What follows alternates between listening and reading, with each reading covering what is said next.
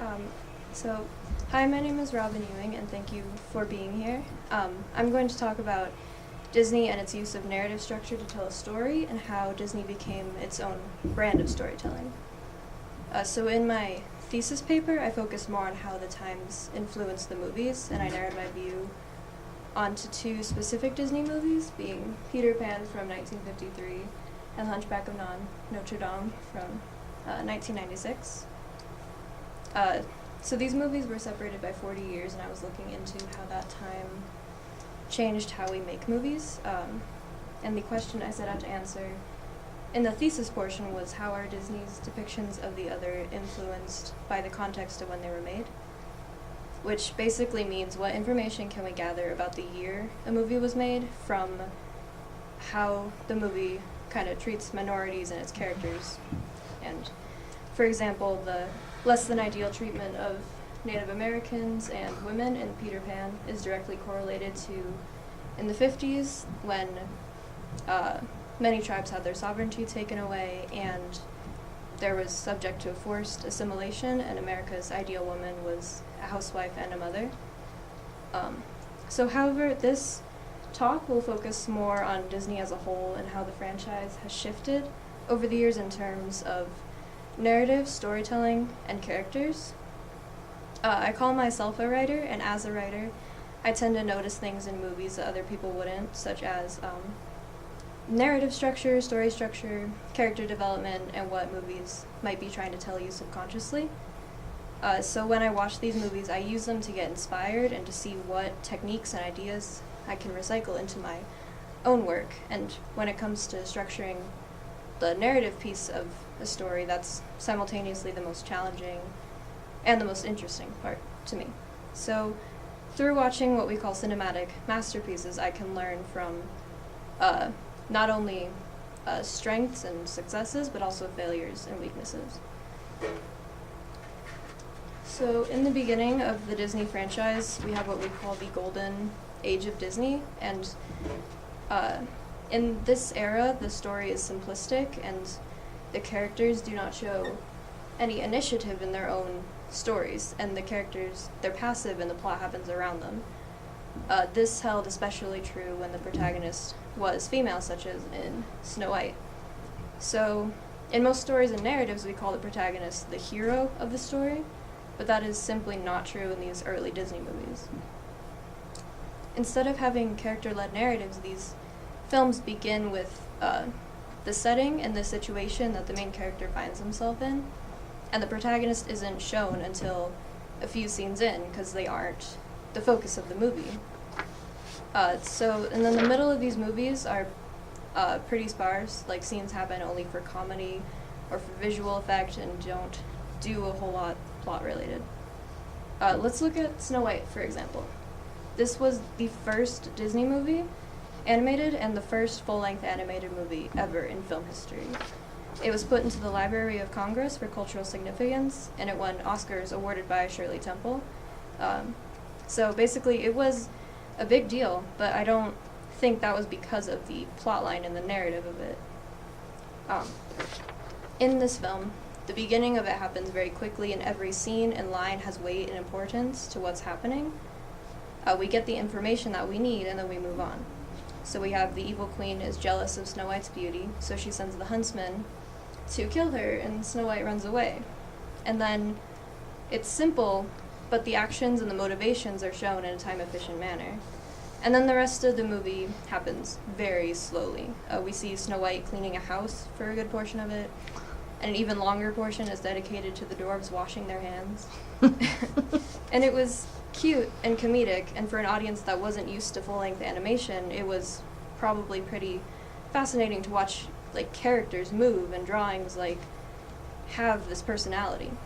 And then, the climax of this movie is also very exciting. It's filled with tension and suspense and dramatic imagery, making the beginning and the ending of this movie structurally great.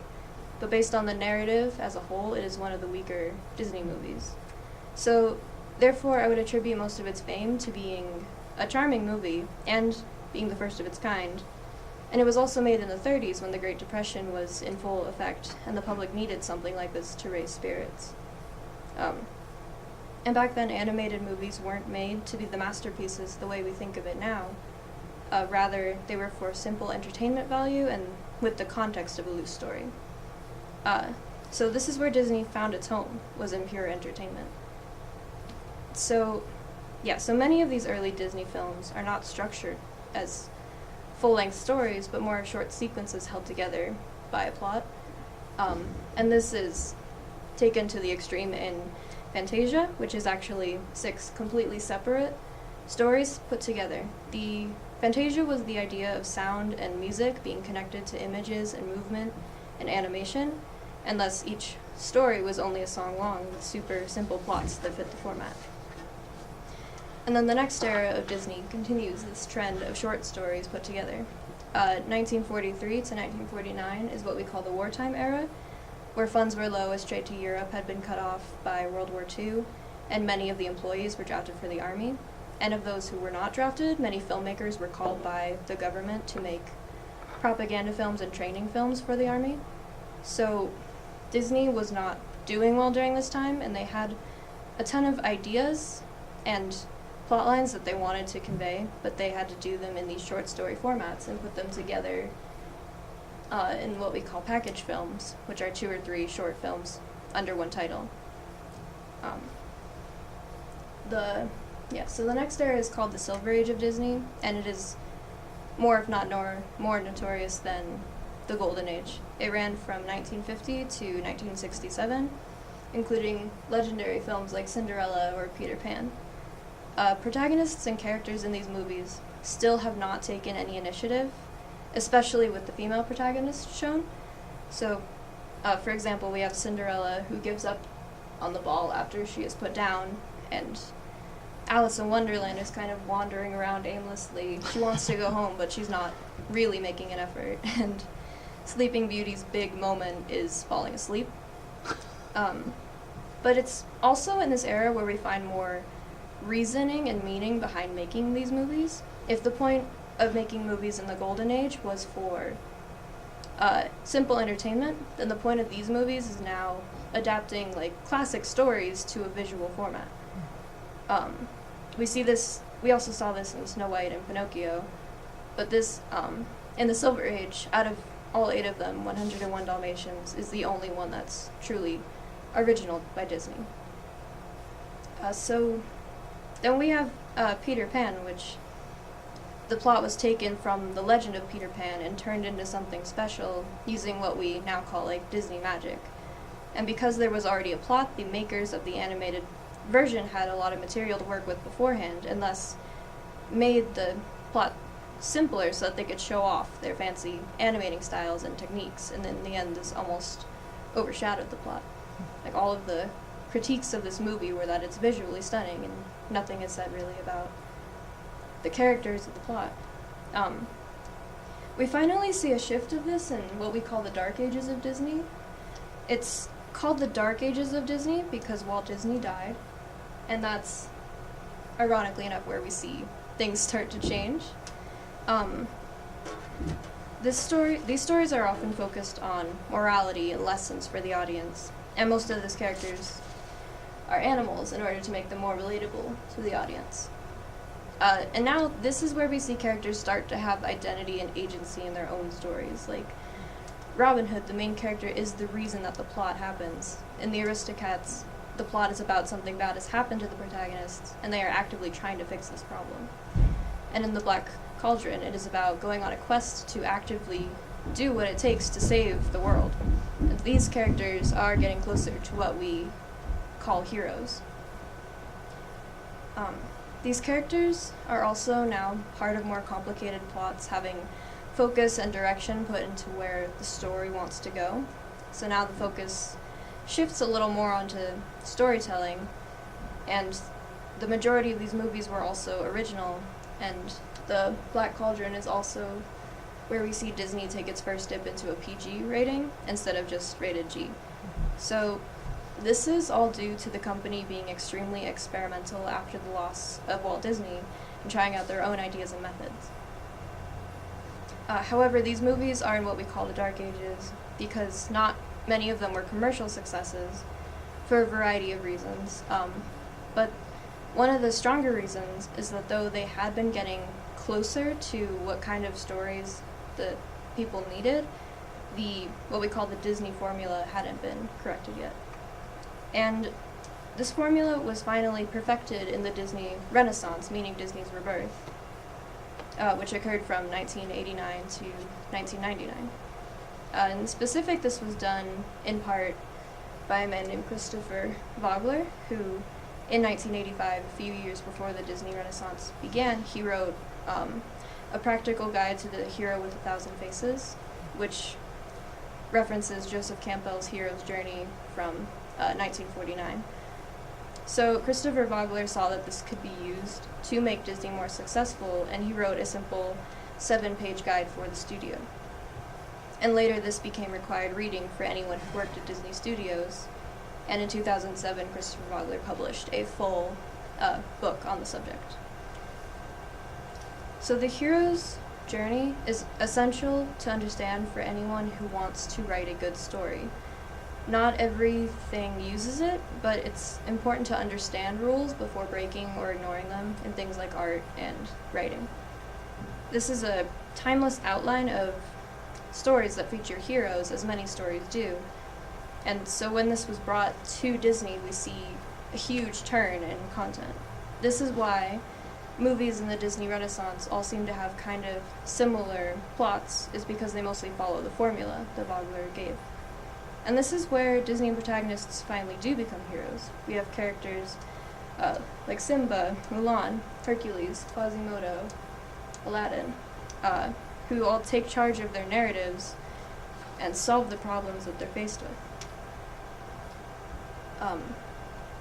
This is also during the 90s when the third wave feminism movement began, and so Disney also shifted its ways to include more diversity and expanding its horizons. Suddenly there's movies taking place in the Middle East, Africa, pre-colonial America, and China, and though there is criticisms for many of their choices, it was a huge step forward to simply take that risk. These were also the first Disney animated films to use scripts instead of storyboards, which really exemplifies exactly what makes this era stand out. These movies are made with careful planning, rewriting, and heavily focusing on the narrative, on the story that they wanted to tell, rather than storyboards, which are completely visual and focus only on what we see. And they also started to use music as a plot device instead of just an extra feature, and this gives us more depth in characters and easier ways to show plots and action and motivation and time skips and montages. And this is where Disney started really figuring itself out, and these movies all became instant classics. So skipping ahead a few years, we are now at the present in the second Disney Renaissance, where Disney has made huge strides in their characters as well as their narratives. Instead of legends and old stories being adapted as they were written, we see things like The Princess and the Frog taking place in New Orleans of the 20s, taking an old story and making it new again. There's now compelling and relatable villains, and the whole new purpose of Disney Entertainment is no longer simplicity and fun drawings, but on drawing emotional reactions and taking us on new experiences in new places with new characters. So these movies have always ended in a happily ever after, which in this cynical day and age I think is more important than ever. Seeing stories of good overcoming evil is a powerful force, and when real life is exhausting, we can use these movies as a way to escape. And when good people and love and family and friendship and all that stuff, when it's uplifting and inspiring, as well as cheesy at times, but I feel like that's not necessarily a bad thing. Telling these good stories is essential to preventing kind of a collapse of the people and their emotional state, and while exploring darkness and taboo subjects is equally important, in my opinion, we always need an escape with a happy ending. And with that, the end. Thank you for coming to my TED Talk.